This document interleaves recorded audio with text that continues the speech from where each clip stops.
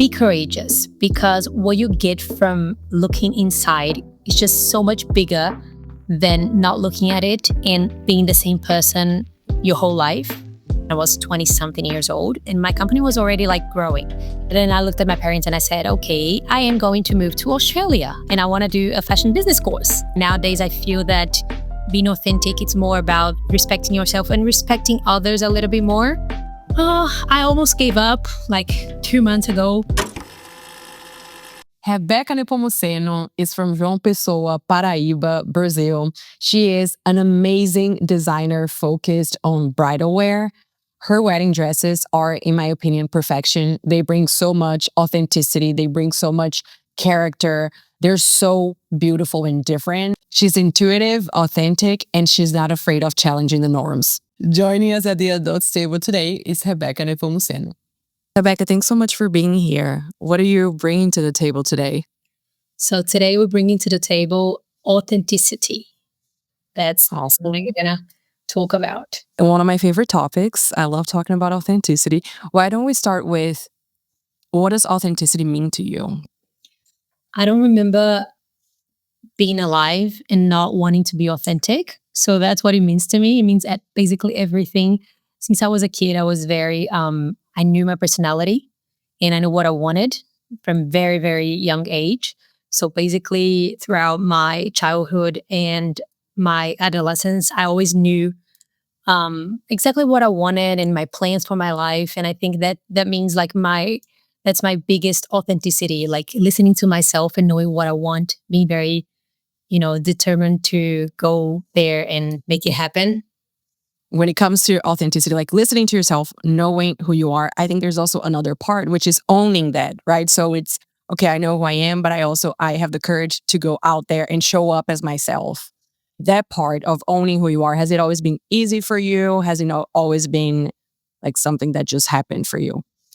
I'm not gonna lie, it's always been sort of easy because I always say that I have very good parents. So my parents, I'm an only child from my dad's side, and I have a brother from my mom's side, but he's like 18 years younger than me. So I was basically raised as an only child. And that was a very good experience for me because my parents were very present in my life and they always make me feel very secure. So I think that's why it's always been very easy. I always think that being very secure about yourself, it's something that comes from your family, like from your home. And I had that throughout my whole life, and I still have that. They cheer every single thing that I do. It doesn't matter if it's something small or big. They're always there for me. So I think that's why I always felt very secure to be myself and be my authentic self. And how has that authentic self changed throughout time? Do you feel like when you look back as who you were younger, even though some things are part of your essence and that don't change, how did you deal with the things that maybe did change throughout this time? 100%. And I think that's a very good question. I always talk about this with my husband. He's a very authentic person as well. That's what I actually love about him. And I think being an authentic adolescence, for example, makes you want to be different from everybody else. That's the thing. You have to be against the world. And now I don't feel that same need to prove myself to anybody. I think that's the most, like the main thing that changed throughout the years. And I noticed that happening. In the beginning, I wasn't very comfortable with this. I still thought that if I didn't have anything to prove, I wasn't being authentic enough. I had that, sort of like change. I think I was 20 something, 28 when that happened, actually. It wasn't too long ago because I'm 32. And I already met him at this time. But I think, I definitely felt when this happened in my life, 100%, yeah. It's interesting that your husband is also very authentic. Are most of your friends sort of the same way? Is it important for you to surround yourself with people that also value authenticity? Yes and no at the same time. I don't have a lot of friends who care that much about this, I feel. But I think in my family, everybody is like that. So my mom is very authentic, my dad as well. They have very different but very strong personalities. And I think that's something that really matters to me, because I'm very attached to my family. So like my husband being like this, my mom and my dad, who are, the most important people in my life, definitely make me, yeah, I really like that about my life, being close to people like this. And my work as well. I think it's something that I value a lot. There's a person that works with me, her name is Andressa. She's like my partner and everything. She's very authentic as well. And I feel that something that connects me to her and makes me admire her a lot as well. So having some, particular people being like this, it's something that I do share. You mentioned your family a couple times now. Can you tell me a little bit more about growing up and about your family? How did they raise you? What are some of the values that they share and your like most cherished memories from growing up? I talk about them a lot. That's true, because they are the most important thing of my life, definitely. Not just my parents, but like my marriage and everything else is something that I really cherish. I was raised to be whoever I wanted to be. That's the thing. I always knew I wanted to be a designer since I was like 10 years old. And my parents always said, okay, go do it, be a fashion designer, whatever you want to do. There was never a problem in my house about this, having like a job that wasn't, like the standard sort of job. And I think that's, as I said before, made me very secure to pursue my dreams. So that's one of the things. But at the same time, they were very liberal, but at the same time, they always wanted me to be very responsible. So I am a very responsible person. I feel that I'm sort of like in between being very responsible at the same time being very bold. I actually have this tattoo saying bold in my. Shut up. I do too. Oh, really? I have be bold. I think that defines me a lot, and that sort of like the secure part that I was telling about.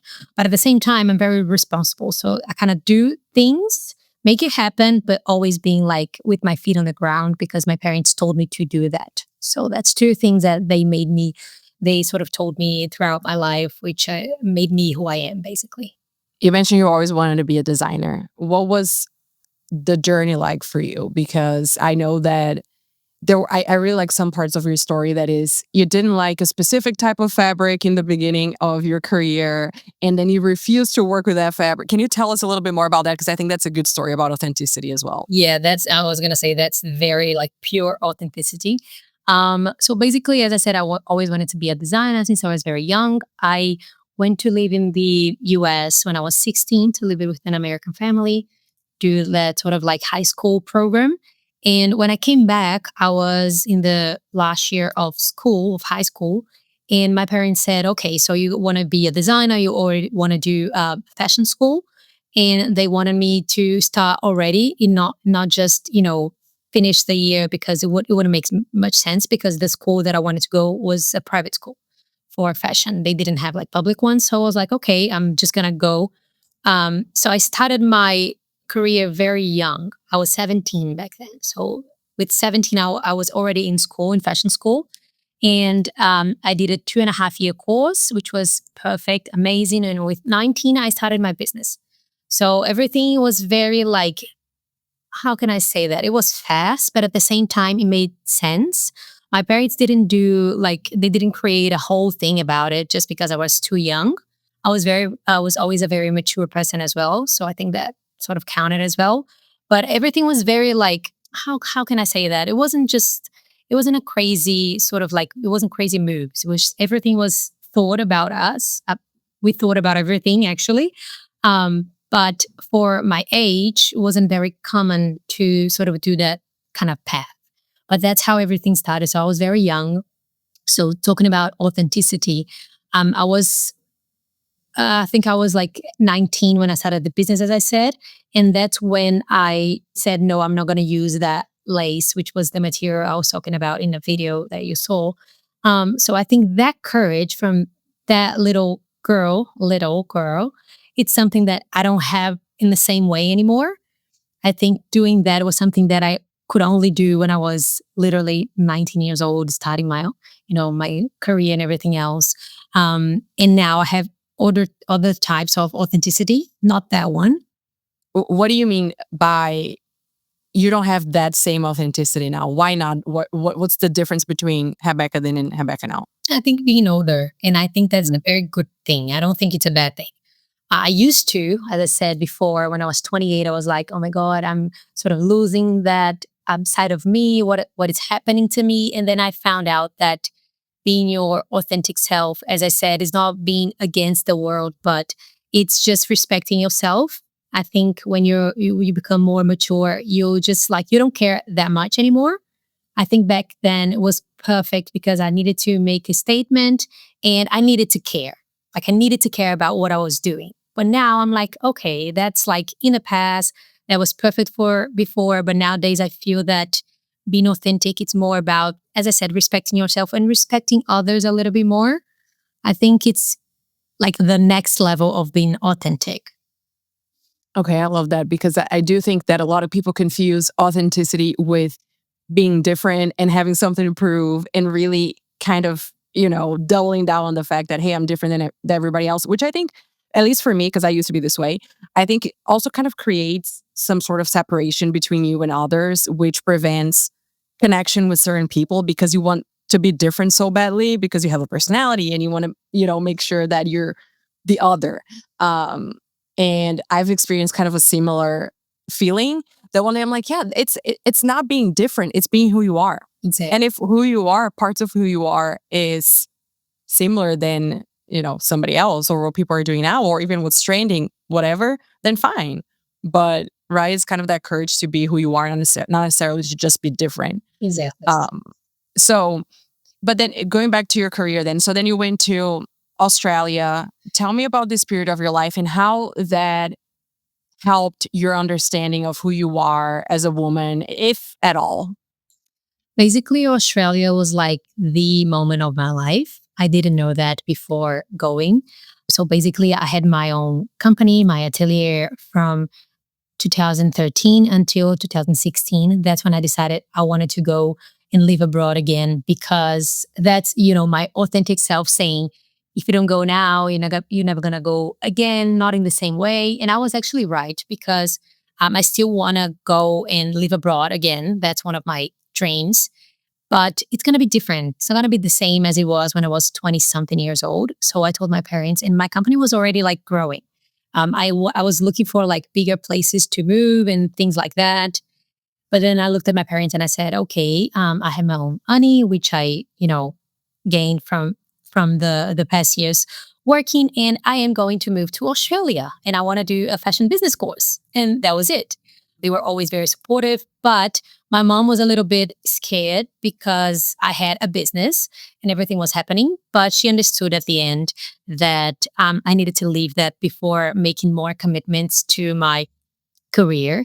And then, yeah, I decided to. I remember I did like a post on Instagram saying, "Okay, I'm gonna leave for a while, and the company's gonna be here whenever. If I come back, I'll just take this back and restart." That's what actually happened. But it was actually, if you ask me if it was like easy or not, it was actually an easy process because I really, as I said, I really knew what I wanted. I was always like that.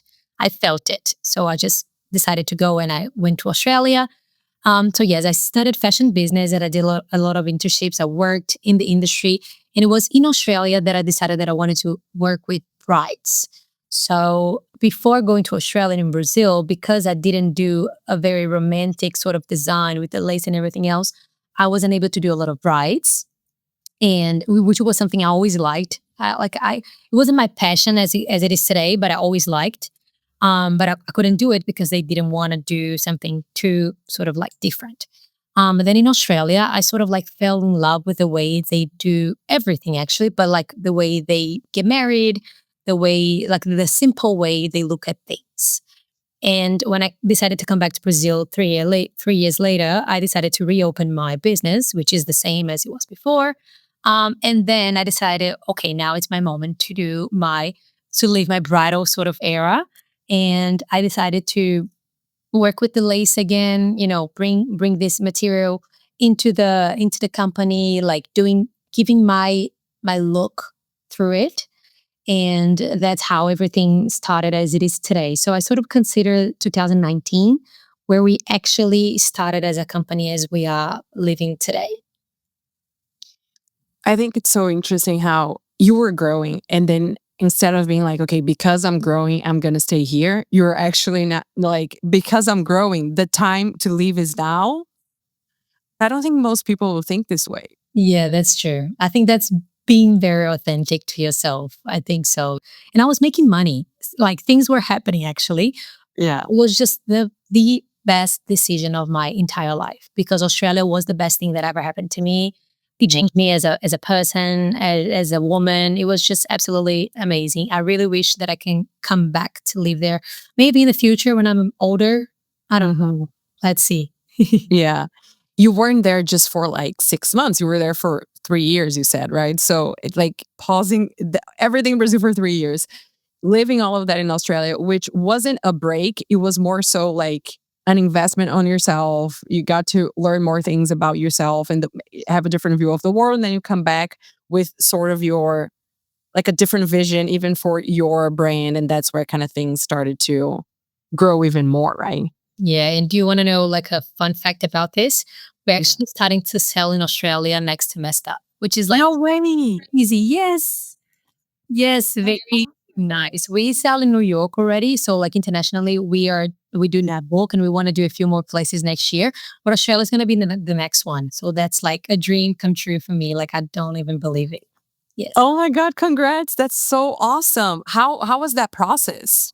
It was through a friend. Like I met a lot of people. I'm a very I'm not gonna say I'm a extroverted. Extrovert, yeah. Extrovert. I'm not an extrovert. I'm more like I don't have a lot of friends and I'm not like the kind of person that's going to talk to everybody whenever I get to a place, but I'm actually not shy as well. So I'm sort of like in between that.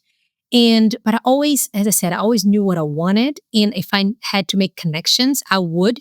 So I can, amplify my side of like my vision of the world, whatever I could get from that sort of like relationship, I would do. So I met a lot of people, and because I already spoke English, I worked with Australians, and I had like a very Aussie sort of lifestyle. So I met a lot of people from work, and I met a friend from who is Brazilian, but she still lives in Australia, and we are still in contact with each other.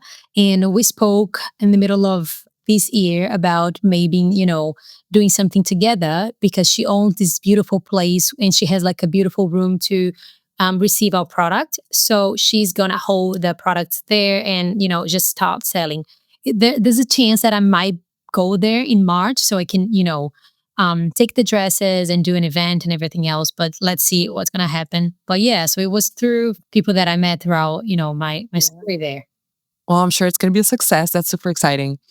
So you touched on an important point, which is this business part, because I look at you and I see a businesswoman, a designer, a content creator, and so many more things that I don't know because we don't know each other personally. But you seem to me like a very interesting person and like, I don't even know what the word is, but like diverse person in who you are. Tell me a little bit more about the different sides of yourself, because I'm sure that being a businesswoman is very different than just being a fashion designer. It's very different than being a content creator. What are those personas and how do you navigate all that? So I always knew my persona as a designer. I always wanted to do that, as I said, and it was very easy to understand that part of my personality. Being a woman was something that I didn't know I was good at, but then when I found out about it, I was like, okay, that I think that's my main quality. Actually, from all the things that I do, that's the one that I do the best. I think even more than being a designer. Like I'm very creative. I was always a creative person, and I love working with creativity in general. And I do use a lot of creativity in the business sort of like part of the company, for example. People don't think that. They think that when you're doing something very like, Rigid. Yeah. exactly rigid, which is not the case. You have to be very creative to build something from scratch and create a culture around this. And at the same time, having a very authentic product, So I feel that's like my main sort of like quality. And as a content creator, it was always something part of my life because in my town, I come from a very like a not small, but like sort of small for Brazil town in the northeast of Brazil. And as I was growing up, I was always sort of like known because of my style, because I liked fashion, things that weren't very common in that sort of place. So I think I always felt very comfortable being known in a way. It wasn't something that I wanted to. It wasn't something that I was like pursuing as a person. Never part of my, life dreams to be famous and known or whatever. Never part of what I wanted. I always wanted to work with what I love, and that was it. Do my things, and that's it. But this sort of like being known was part of my process already. It wasn't something that I chose.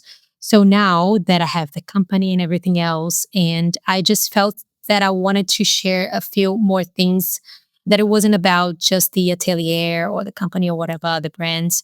I do share a lot about my experience, but I wanted to share, I don't know, I wanted people to see me in a different way. So, and I wanted to have the challenge to do something else. I like being multiple, I think. I don't want to be just the one thing. Some people ask me if I had the courage to sort of like sell my business one day. And I always say that, yes, I do actually. I don't know how it's going to be if this actually happens, like the courage to say yes. But now I look at this and I think, yeah, I can do that because I have a lot of talents that can bring me different things. Like I can own different business and start different things from scratch. And yeah, so being a designer is something that I do love. Being a businesswoman is something that I do love. And being a content creator is something that I'm sort of starting to love, I think. I think that's the hardest thing I've ever done, exposing myself that much. It's been Yeah. like a roller coaster, yes. Tell me more about that. Oh, I almost gave up like 2 months ago. I was crying at my house, and my husband was like, please do not do this. You're amazing, blah, blah, blah, saying all the beautiful things about myself that made me, not give up. But I almost did it because I just felt like a little baby again, even though it was part of my life, being sort of known a little bit in my circle. It's just different. I'm very scared of what bringing too much to the table, talking about social media wise, could actually happen. I don't know. I just feel a little bit scared, and I'm very comfortable as I said, as a designer and as a businesswoman already, and I don't feel that much of a confidence as a content creator, and it's just something that I'm experiencing. But I do love challenges, Yeah. so I'm like, yeah, So it's like you're crying, you're like, God damn it, I don't want to do this, but I actually need to do this because I need the challenge. yes, I'm doing it. I'm doing this for myself because I do want the challenge, but it's been hard. Interesting. I would never have guessed that. So yes, Yeah. Because I feel a similar way. I have felt, I mean, many ups and downs with trying to create content because it's so spontaneous to me. I'm like, oh, I thought about this. Let me share it with the world and my 50,000 followers. That's what I have, my small community. And then I'm like, okay, should I have said that? Should I have said that this way? Is so and so gonna see this? Oh, but I'm just gonna post it on TikTok because on Instagram there are other people that I know, yeah, and they're gonna. And I'm not generally a person who cares about what other people think, I know. but I don't know why. Yeah, I get you 100%. That's exactly what I was telling him. I was like, I'm not the kind of person who cares about whatever everybody's thinking. I don't care yeah, about this. But now because I'm posting to like, I don't even know who's gonna see this. I'm just feeling insecure. And right. and that is part of my vocabulary, being insecure about things. You know what I mean? It's just weird. That's why it's making me feel like a challenge. And that's why I want it. I'm gonna I know. do this.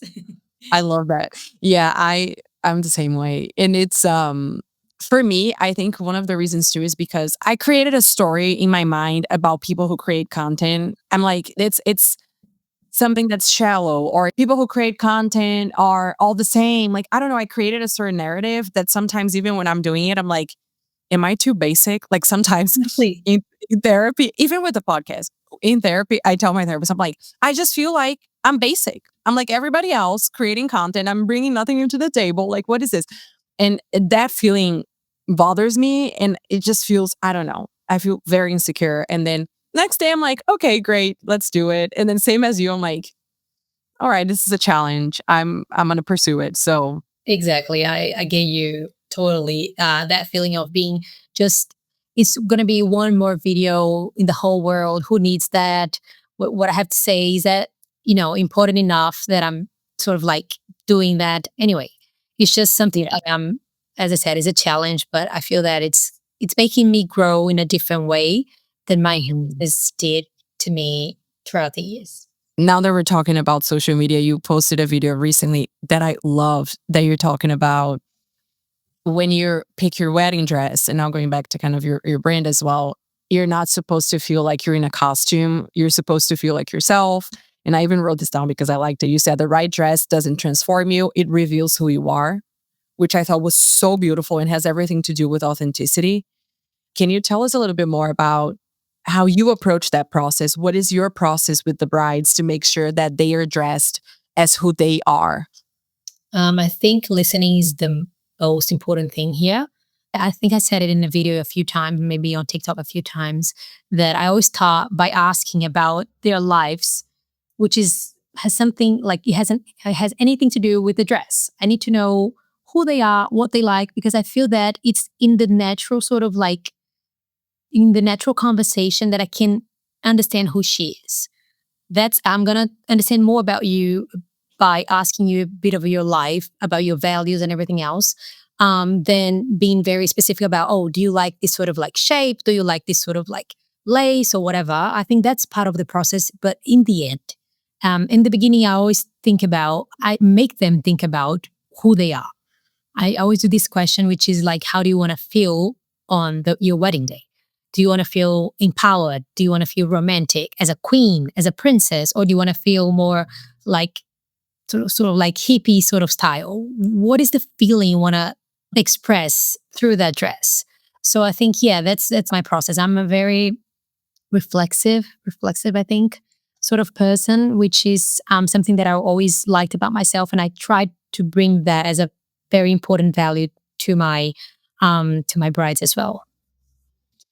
You know, something that I'm thinking about as you're saying this, because you value authenticity and you bring this in your personal life, in your professional life. You value creativity, and you, as a designer, you're very creative, but also as a businesswoman, you mentioned how much you apply creativity. You're a reflexive person. I'm sure you apply that to your personal life, and you make that your process in the professional sense as well, which I think it's so awesome that you're able to kind of get what is important to you and somehow apply it in everything that you do. And I think that's really beautiful, because sometimes we think like, okay, because I'm reflexive, I'm going to become a therapist because it's the only way to apply this particular skill. But what you're doing is, this is something that I like about myself. This is something that I value. So let me apply it to the process. And quite honestly, I think that it maybe makes you different, because I mean, I don't know, because I haven't picked a wedding dress yet, but one of the reasons why I want to do it with you is because of this process. I just think it's very beautiful how you kind of apply this to whatever you do, either personal or professional. Yeah, that's my authentic sort of like part, saying you need to put a little bit of yourself in everything you do. That's Yeah. the thing about me as well. I think like authentic people in general, I think they need to, it doesn't have to be as it was when I was younger, like, how do I say that? I'm just thinking like, it doesn't have to be aggressive, I have to do this, whatever. But I need to live a little bit about myself in everything that I do. A little bit, a tiny bit, in a respectful way, but I do need to do that. So when I'm with a bride, I always tell them a lot about my values as well. So I notice that people get too attached with the little things about the wedding and they forget about the main thing. The main thing is you found a person who loves you enough, who you love enough to be able to get married and be together forever. That's just like the most amazing thing about getting married. Not the dress, not the party, not whatever. That's just like things are going to happen. They're beautiful. I do believe in that. I live my life doing this. But I think the most important thing is not that. And that's the one thing that I always tell my clients whenever I get a chance, because I feel that they are forgetting what is, the most important things about living this moment. And I always feel that in a way, the dress that I create with them, it can be sort of like a material, sort of like way of saying those things. It doesn't seem that way when you look at it. You look at it, it's just a dress. But to me, it's just saying that, okay, this is who I am. This is how I wanted to feel to live this amazing special day with the beautiful person that I met and I love and everything else. I really love how you approach this. And I was thinking, because you mentioned in the beginning as well that you're really passionate about this, right? You're really passionate about wedding dresses, brides specifically. And then now you're talking about the importance of that day and the beauty of the union between two people, which to me is also fascinating. Like meeting someone that you say, yeah, I want to create something with this person. I want to create a life with this person. I want to share a life with this person. I think that is so beautiful. But why do you love it so much? What does it mean to you? All of this, wedding, brides, what does it mean to you? I think I have two things that I love about this. One thing is a very personal thing that I do believe in love. I am a very romantic sort of person, not in a very cliche way because I'm not a romantic woman, but I do believe in love, in finding someone and living your life with that person and, that sort of thing. That's something that I do believe. So I bring this to my work and it's amazing. But I also about being a designer that makes wedding dresses. I love the fact of doing very complicated things. So whenever I think about having like a brand that's gonna sell, white t-shirts, it's just something very hard for me because my mindset is sort of like built to create complicated things. So when you think about a wedding dress, you have like a good budget to invest on the best fabrics. You can have a lot of time to think about it, rethink about it, and do a lot of like complicated, as I said, things. You can paint the dress, you can embroidery the dress, you can do something very like crazy if the bride wants. And that's like the sort of product that you are able to do that. That's why I love it so much. I don't see myself as a very casual designer. I like to do things that are hard and complicated. That's why probably you're a great businesswoman as well. Like to do complicated things. Yes, complicated things is my thing. Yeah. Um, you also recorded a video once that I loved, which is the importance of your no's and your yeses, right? So knowing how to say no, knowing how to say yes, and what to say no and yes to. Can you share a little bit more of that and the importance for you when it comes to your no's and your yeses? I think my first no was the lace thing that we talked about. I think that's how I started the video, and I do believe in that. And I always tell this to my clients and my brides when we're talking about the dress as well. Whenever they don't know what they want, but at least they know what they don't want. I don't want to feel too dressed up. I don't want to feel like I'm wearing costume. I don't want to feel too that I'm carrying like a very big and heavy sort of like dress. I feel that's very important for them to think about this, what you don't want about your dress. And in life in general, I think that makes everything so much easier. All the decisions are easier when you think about this. You don't have to know exactly what you want, but you know what you don't want. What is the life that I don't want for myself? I don't want to be like a stressful person. So what can I do that won't make me feel stressful? I think that's a very nice way to look at things. And what about the yeses? The yeses, they're not very hard for me because I knew from the beginning, I don't know, I just have this very confident sort of like personality, which makes the yeses a bit easier. But I think they determine everything. You have to be aware of who you are. You have to be aware of what you like. For me, it's just a very natural thing to be reflecting on what I want for me, what I want for me, what I want for me, what I want for me every single day. It's just you have to be, but at the same time, you need to be very bold and courageous to do that because knowing what you want, you will also know what you're gonna miss. because for every yes, there's a no. I always say that, always. I think the two things that I say a lot is just choose your heart. And for every yes, there's a no. That defines me a lot as a person. So I'm a very realistic person as well, which is a good thing. Being creative and realistic at the same time. So yeah, the yeses just they come from reflecting on who you are all the time, and you have to be courageous to look inside and actually, be true to yourself. Is that just something that happens automatic to you, or you literally every day, like you have some sort of ritual or routine that you're like, this is my intention for today? Or what I'm trying to understand is, do you have a process for these things and asking those questions, or is just like natural? Yeah, no, I know, I follow it. That's it. Well, good question. I think now I already sort of know. I don't have to be manifesting all the time. But there's one thing that I do all the time, which is talk to my husband. We are talking the whole day about everything. He's a very deep person as well. I always say that he's my ocean because he's very deep. Uh-huh. He likes to talk. Like we love talking to each other the whole day. So basically, if something happens with him, like yesterday, something happened at his work, he calls me right away. We talk about it. We talk about it like all the time, like 30 minutes talking about this specific thing that happened. So it makes us reflect on who we are. And then suddenly you look at yourself and you're just like living the life you talked about before. So my process is talking to him and doing therapy as well, of course.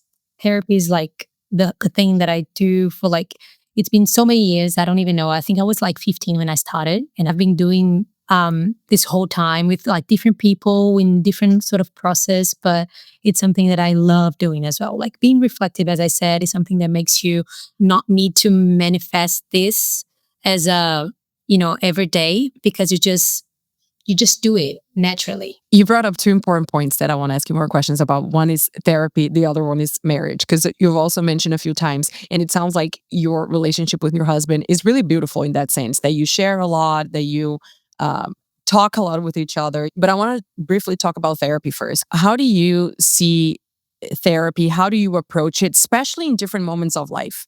So you started with this one person, maybe you have this one focus, and then kind of how does that evolve?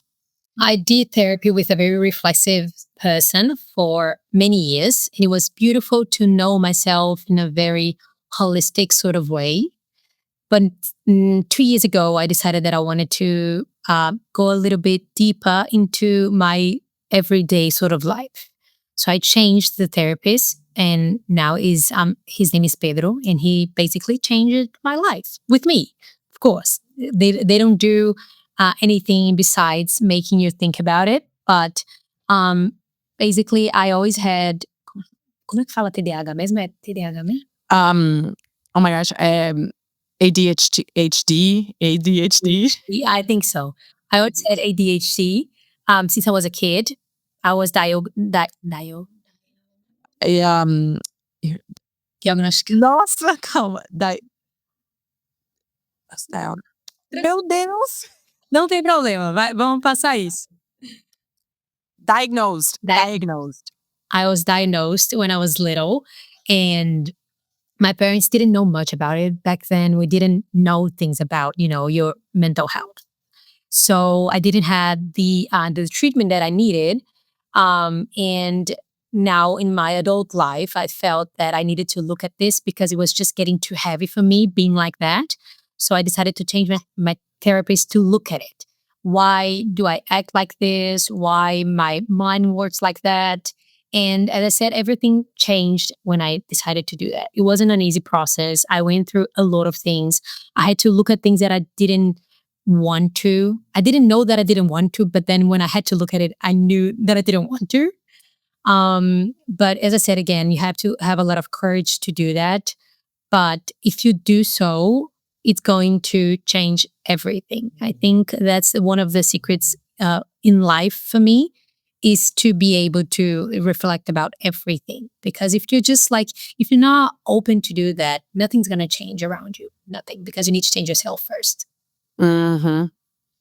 And what about marriage? What is that mean to you in your personal life, right? Other than working with people getting married, what does it mean to you?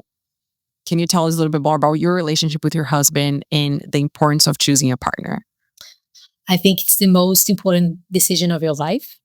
I do think that because I think that decision, it takes you, as I said, to the sky or to hell. It will depend on whoever you're choosing to share your life with.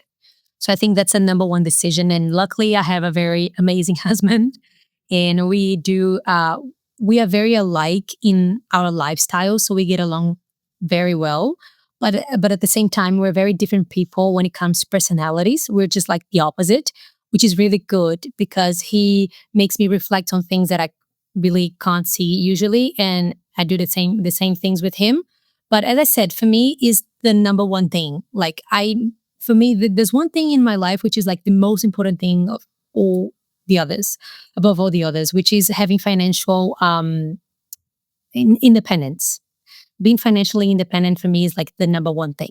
But then that's the thing that you can manage to happen in your life when you have a good partner. Like if you have someone being by your side, believing in you, saying, please do not give up. As I said 2 months ago when I was crying, you're amazing, continue.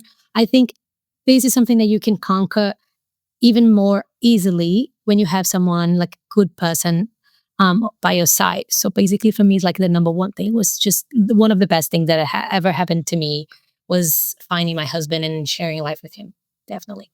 I love to hear strong women who are like doing what they want, pursuing their dreams, who also say, yeah, my marriage is the most important thing. It's what besides being financially independent, but it does, have a correlation. I was going to say,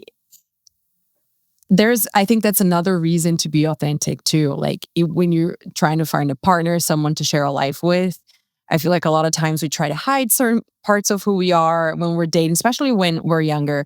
We want to hide certain things. We want to, we don't want to show something, or we want to show too much of something else because we want them to keep talking to us. Or like a lot of people might have that approach, but it feels like when you show up as who you are, showing what you value, then you also have higher chances of attracting the person that matches that values that, and that you can actually build a life with in a healthy way. So I feel like that's another area in which being authentic is everything. So, Rebecca, what other advice would you share with, or any final pieces of advice that you would share with someone who is in this journey of trying to understand who they are, but especially, and I think we talked a lot about this throughout the episode, but trying to have the courage to show up as themselves?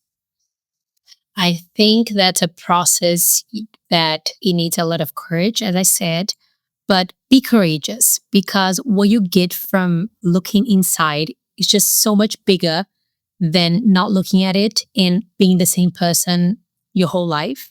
So the process will hurt, but the benefits of it will be so much, so much better than anything else that you can ever imagine.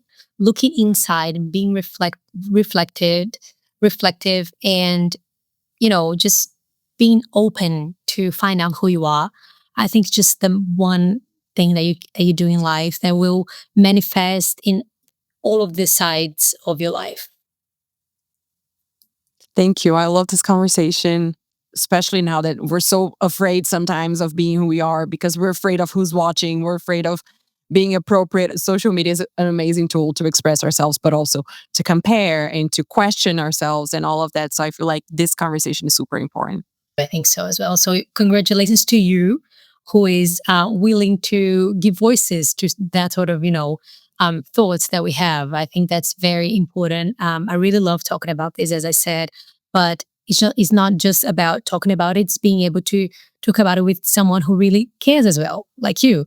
You want to bring something special to the world, and I think that's something very special, like giving voices to people like me and other women to share their thoughts in life, not exactly the success of this or success of that, but who we are as a person and how can we help other people to reflect on that as well. So congrats to you as well. Thank you. Thank you for saying that. All right, vou parar de gravar. Meu Deus.